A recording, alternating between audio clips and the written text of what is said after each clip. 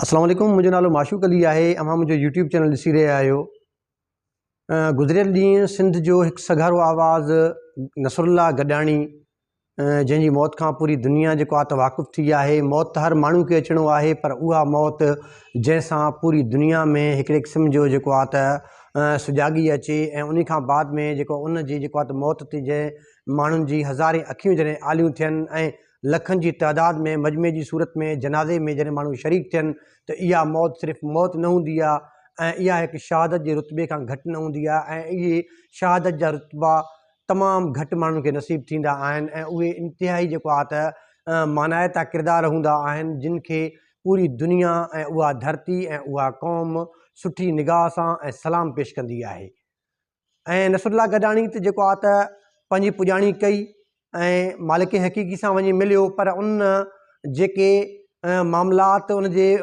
शहादत जे दौरान या जेको उनजे मथां हमिलो जेको थियो उन खां पहिरीं जेके मामलात जेके हुया, हिन जे मरण खां बाद में, हिन जे शहीद थियण खां बाद में खोड़ सारे माण्हुनि जा पर्दा चाक थी पिया ऐं उन खां बाद में ऐं खोड़ सारा नवां रस्ता बि जेको आहे त हमवार थी पिया त माण्हुनि खे अगरि दुनिया में ताहयात अगरि ज़िंदगी खपे त उहे अहिड़ो किरदारु निभाइनि जो मरी वञण खां बाद में माण्हुनि खे यादि कनि। न त मौत त हर माण्हू खे अचिणो आहे, घर में वेठे बि दिलि जे दौरे में मरी सघे थो, रस्ते में वेंदे बि कंहिं जेको आहे हादसे जो शिकार थी सघे थो, पर इहो माण्हू जॾहिं कंहिंखे चई करे ड्रिॼारींदा आहिनि त तव्हां सच न ॻाल्हायो, कंहिंजे ख़िलाफ़ु तव्हां न ॻाल्हायो, कंहिंजे ख़िलाफ़ु मां इहो मक़सदु कतई कोन आहे तव्हां कंहिंजी जेको आहे त तज़हीक कयो, कंहिंजी जेको आहे तज़लील कयो या इनफ़रादी तौरु तव्हां कंहिंखे टारगेट कयो, पर इज्तिमाही मामलनि ते, इज्तिमाही मसइलनि ते, अवामी मामलनि ते तव्हां कॾहिं बि कंप्रोमाइज़ न कयो ऐं उन्हनि जी जेको आहे पर्दा चाक कयो ऐं उहो मौत तव्हांजे लाइ जेको आहे तारीख़ में तव्हांखे ता क़यामत ज़िंदा रखी सघे थो, जंहिंजो मिसाल नसरुल्ला गॾाणी आहे। पर उन सां गॾु ॾिसण जी ज़रूरत इहा बि आहे त असां सिंध में जेके बि सहाफ़ी कमु कंदड़ आहियूं, ख़ासि तौर ते जेको आहे त अंदरूनी सिंध जंहिंखे चवंदा आहियूं, जंहिंमें दादू आहे, लाड़काणो आहे, कंबर शदात कोट आहे, कशमूर कंदकोट आहे, घोटकी आहे, ख़ैरपुर आहे, सखर आहे ऐं उन खां अलावा जेके ॿिया नंढा वॾा शहर आहिनि जिते जेको सहाफ़ी कमु करे थो ऐं हक़ीक़ी तौर ते जेको आहे उन जी रत ते जेका सियासत जेके कनि था ऐं उन जे खून जी जेके सौदेबाज़ी कंदड़ जेके चंद जेके दलाल सहाफ़ी आहिनि जेके कराचीअ में जेको आहे उते सियासत कनि था ऐं इब्तिदाई तौर ते उहे क्राइम रिपोर्टर तौर ते धिका थाबा खाईंदे कराची में जॾहिं वञी पहुता ऐं पहुचण खां बाद में उन्हनि पंहिंजी सहाफ़त जो आगाज़ उते क्राइम रिपोर्टर तौरु कयो। उन टाइम उन्हनि खे ॿिनि वेलनि जी मानी ऐं कराचीअ में जेको आहे त राति गुज़ारी बि ॾाढी ॾुखियाई सां जेको आहे त पेश ईंदी, उन्हनि जूं पंहिंजी ज़बानी वीडियोज़ मौजूदु आहिनि। पर अॼु उन्हनि अगरि तव्हां दलाल सहाफ़िन खे उन्हनि खे तव्हां ॾिसंदव त अॼु उहे करोड़नि जे बंगलनि में रहनि था, करोड़नि जी गाॾियूं उन्हनि जे हेठां आहिनि ऐं जेको आहे तंज़ीमूं ठाहे करे जेको असां तव्हांजे जेको आहे त हक़नि जी जेका ॻाल्हि करे उते पाण उहे करोड़पति थी विया आहिनि, अरबपति थी विया आहिनि, पंहिंजा कॉन्टेक्ट्स ठाहे वेठा आहिनि। पर जेको आम सहाफ़ी आहे, जेको मैदान में सरगर में अमल आहे, उहो जेको आहे सहाफ़ी मां आहियां, तव्हां आहियो ऐं जेके मां बयानु करे वियुमि जिन ज़िलनि में जेके कमु कनि था उन सहाफ़िन सां उहे केतिरो गॾु बीहनि था, उहे बि तव्हां सभिनि जे साम्हूं आहे। जीअं सखर में हिकिड़े सूअरनुमा जेको आहे हिकिड़ो सालार जेको पाण खे सॾाईंदो आहे, उहो उते क़ाबिज़ लॻो वेठो आहे। उन केतिरनि वर्किंग जर्नलिस्टनि जे मथां जेके दहशतगर्दी एक्ट जूं FIR करायूं, उनजे मथां हमला कराया, पर उन जी सॼी जेका सिंध हुकूमत जेका मुकमिल तौर ते जेको आहे त पासदारी कई वेठी आहे, उन जी जेको आहे त मालिकी कई वेठी आहे ऐं हीअ जेको आहे उन्हनि जा दलाल आहिनि, उन्हनि जी बढ़ोत कंदा आहिनि ऐं उन्हनि जी जेको आहे त हा में हा मिलाए करे उन्हनि जे जाइज़ नाजाइज़ कमनि जे मथां जेको पर्दा विझंदा आहिनि। पर हिननि खे शर्म अचणु खपे, हिन खे ॿुॾी मरणु खपे। कल्ह जॾहिं जेको आहे लखनि जी तइदाद में नसरुल्ला गॾाणी जहिड़ो हिकिड़ो जेको आहे त पोइते पियल इलाइक़े सां वाबिस्ता माण्हू, हिकिड़े जेको आहे त अख़बार सां कमु कंदड़ माण्हू, जंहिंजे लाइ इहो जेको आहे जॾहिं जीअरो हुयो चयो वेंदो हुयो त हीउ ब्लैकमेलर आहे, ठग आहे, पर उन्हनि सभिनि जे मुंहं ते बि दांगी मलजी वई आहे त ब्लैकमेलर ऐं ठग सहाफ़ी जे लाइ उन जे जनाज़े में लखे माण्हू गॾु न आहिनि थींदा। मां दावा सां चवां थो त हिन वेझर में 10 खां 15 या 20 सालनि जे दरमियान अहिड़ो कहिड़ो लीडर आहे जंहिंजी जेको आहे त मौत या जंहिंजी शहादत में एतिरे तइदाद में जनाज़े में माण्हू शरीक थिया हुजनि? बिल्कुलु बि न। छो जो सच जी जेका ॻाल्हि आहे उहा सच जी माण्हुनि सां दिलि सां टच कंदी आहे ऐं उतां माण्हू निकिरी करे उते पहुता। पर गॾोगॾु इहा बि ॾिसण जी ज़रूरत आहे जॾहिं नसरुल्ला गॾाणी जे मथां जेको हमिलो थियो उनखे जॾहिं ॾाढी देरि खां बाद में सिंध हुकूमत जी जेका नाअहली नालाइकी आहे उहा बि ज़ाहिर थी पई ऐं जॾहिं वफ़ाक़ में वेठल जंहिंखे असां हूअं बि जेको आहे त सिंधी ख़ासि तौर ते जेके मीडिया में कमु कंदड़ माण्हू आहियूं या सिंध सां वाबस्ता जेके माण्हू आहियूं त उर्दू मीडिया में कमु कंदड़ माण्हुनि खे तंग नज़र सां ॾिसंदा आहियूं। कंहिं हद ताईं इहा ॻाल्हि दुरुस्त बि आहे, छो जो इन उर्दू मीडिया में कमु कंदड़ जेके माण्हू आहिनि उहे सिंध में या सिंधी जेको आहे मीडिया में कमु कंदड़ जेके सहाफ़ी आहिनि उनखे कुझु सम्झंदा ई कोन आहिनि। पर जॾहिं नसरुल्ला गडाणी जे मथां हमिलो थियो त कराची में वेठल जेके दलाल असांजा जेके सहाफ़ियुनि जा अॻुवान आहिनि ऐं जेके हुकूमत जी बढ़ोत कंदा आहिनि उहे उते वेठा हुया। उन्हनि में एतिरी बि ताक़त कोन हुई जो सिंध हुकूमत खे मजबूर कनि या उन्हनि खे मथां एतिरो असरु विझनि जो एयर एम्बुलेंस ज़रिए जेको रहीम यार ख़ान खां उन ज़ख़्मी जेको सहाफ़ी आहे जेको उते सूर सहे पियो त उनखे खणी करे कराची में जेको उते पुॼायो वञे हा बर वक़्तु। पर जॾहिं हामिद मीर जहिड़े सहाफ़ी जॾहिं पंहिंजे कैपिटल टॉक प्रोग्राम में नसरुल्ला गडाणी जे बारे में ॻाल्हायो ऐं ट्वीट कयो, उन खां बाद में जेको आहे त सिंध हुकूमत जूं अखियूं खुलियूं ऐं उन्हनि बाद में तक़रीबन 20 कलाकनि खां पोइ जेको आहे त एयर एम्बुलेंस जेको आहे त उनखे फ़राहम कई, जंहिंखे बाद में खणी अची आगा खान अस्पताल में दाख़िल कयो वियो। पर जॾहिं कल्ह सुबुह जो उनजी मौत वाक़ई थी वई, उन खां बाद में जॾहिं उहा एम्बुलेंस जेको उतां निकिती आहे पोइ उन्हनि सहाफ़ियुनि जे लाइ ॿुड़ी मरण जो मक़ाम आहे, जेके पाण खे सालार सॾाइनि था, जेके सहाफ़ियुनि जे हक़नि जा पाण खे अलमबरदार सम्झनि था, उन्हनि सूअरनुमा माण्हुनि जे मथां कल्ह जेका एम्बुलेंस कराची मां निकिती उन कारे मले दांगी मटे छॾी त तव्हां कूड़ा ठग आहियो, तव्हां दलाल आहियो, तव्हां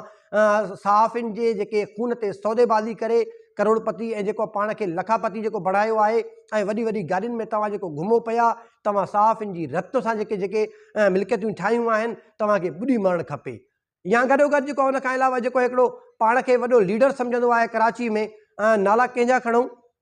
शर्म अचणु खपे उन्हनि खे जेके उते फ़ोटू कढाइण जे लाइ त भॼी यकदमि पहुता हुया आगा खान अस्पताल में, बाद में जॾहिं कल्ह एम्बुलेंस निकिती उहे किथे मरी विया हुया। कराची खां वठी मीरपुर माथेलो ताईं उहा एम्बुलेंस सखर ताईं जेको आहे उहा अकेलो आई, बाद में जेको आहे त काफ़िले जी सूरत में मीरपुर माथेलो जॾहिं पहुता त उहो हज़ारनि में जेको आहे गॾु थी विया। पर कराची खां जॾहिं एम्बुलेंस निकिती त अकेले सिर उहा अचे पई, तव्हां किथे हुया? रस्ते में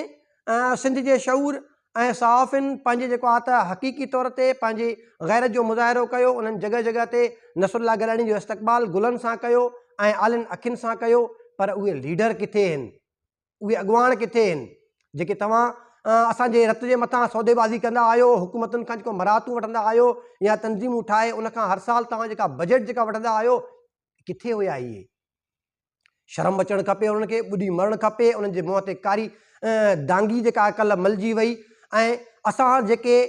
इंटीरियर सिंध में जेके सहाफ़ी कमु कंदा आहियूं असांखे बि शर्म अचणु खपे, असांखे बि ॾिसणु खपे, असांजूं अखियूं खुलणु खपनि त असां जिन इन्हनि दलालनि खे, इन भाड़खोरनि खे पंहिंजो लीडर ऐं पंहिंजो जेको आहे अॻुवान करे जेको जॾहिं पाण खे फ़ख़्रु महसूसु कंदा आहियूं असांखे शर्म अचणु खपे। ऐं असां जेके इंटीरियर सिंध में जेके कमु कंदड़ सहाफ़ी आहियूं ऐं असां जॾहिं इहे पुलिस ऑफिसर हूंदा आहिनि, ब्यूरोक्रेट हूंदा आहिनि या सियासी अॻुवान हूंदा आहिनि, उन्हनि वटि जेको हार ऐं कन्डियूं खणी छो वेंदा आहियूं? उन्हनि जो कहिड़ो कारनामो हूंदो आहे? असां इहो दलालत वारो अंसर पैदा कयो आहे। असांखे ॿुॾी मरणु खपे, असांखे शर्म अचणु खपे। या असांजे विच में जेके इहे कारियूं रिढ़ियूं आहिनि असांखे उनखे जूता हणी पाण खां कढणु खपे। जेसिताईं असां इन्हनि दलालनि खे पंहिंजी सफ़ुनि मां ॿाहिरि न कढंदासीं ऐं असां इन्हनि दलालनि खे जेसिताईं ज़ाहिर न कंदासीं त जेसिताईं इहे नसरुल्ला गडाणी जहिड़ा असांखे कई लाश अॻिते बि खणणा पवंदा। नाज़िम जोखियो मारिजी वियो इन सिस्टम जे ख़िलाफ़ु विढ़ंदे विढ़ंदे, उन्हनि जो जेको आहे त रत सां सौदेबाज़ी थी वई। उनखां जेको आहे त छा थियो? इरशाद रांझाणी जेको कराची में जेको सिंधी क़तलु थी वियो, उनजे लाश ते जेका सौदेबाज़ी थी उहो कंहिंखां लिकियलु आहे? कंहिंखां बि कोन्हे। बहरहाल असां जेके बि इंटीरियर सिंध में सहाफ़ी कमु कंदड़ आहियूं, असांजे रत ते जेके सौदेबाज़ी कनि था, जेके सियासत कनि था, असांखे उन सभिनि खे ॾिसणु घुरिजे। ऐं जॾहिं उहे असांजे शहरनि जो रुख़ कनि, असांजी प्रेस क्लबनि में अचनि, त बजाए कि असां हार गुल खणी उनजो आदुरबाह कयूं, असांखे उन्हनि जे जूतनि सां इस्तक़बाल करणु घुरिजे। असां उनखे जूता हणी करे उन पंहिंजी प्रेस क्लबनि मां ॿाहिरि कढूं, पंहिंजे शहरनि मां उनखे लोधियूं त तव्हां असांजी रत जे मथां सौदेबाज़ी कंदा आहियो, तव्हां असांजी रत जा सौदागर आहियो।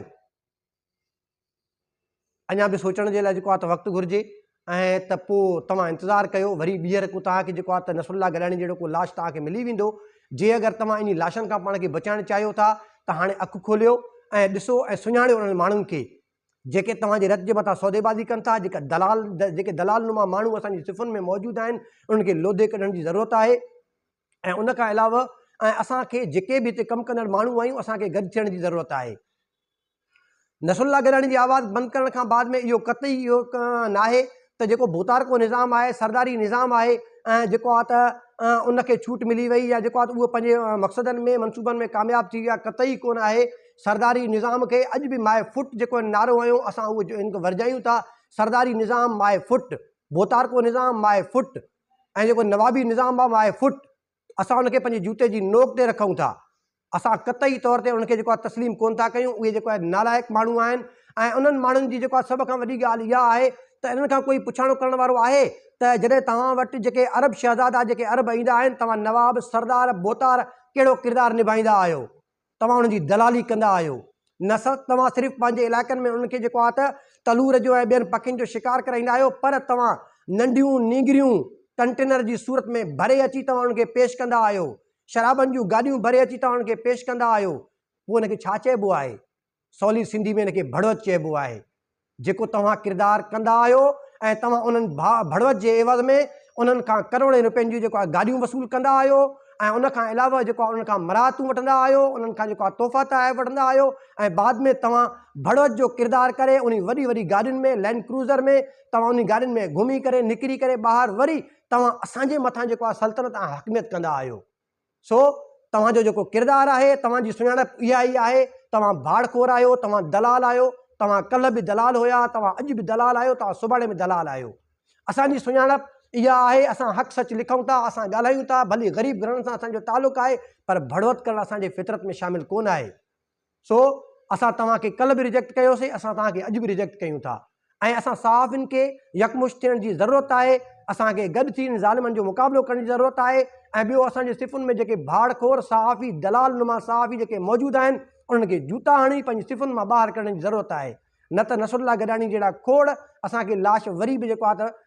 वेझे वक़्त में वरी खणणा पवंदा। सो मुंहिंजो यूट्यूब चैनल आहे माशूक कोसो ऑफिशियल नाले सां, उनखे वधि खां वधि सब्सक्राइब कयो, बेल आइकन जो बटन आहे उनखे दॿायो, ऐं मुंहिंजो सोशल मीडिया ते पेज आहे माशूक अली खोसो नाले सां, उनखे फॉलो कयो, लाइक कयो, कमेंट कयो, त जीअं अपडेट्स आहिनि तव्हां ते पहुची सघनि। पंहिंजे मेज़बान माशूक अली खोसो खे ॿिए प्रोग्राम ते इजाज़त ॾींदा। वॾी महिरबानी।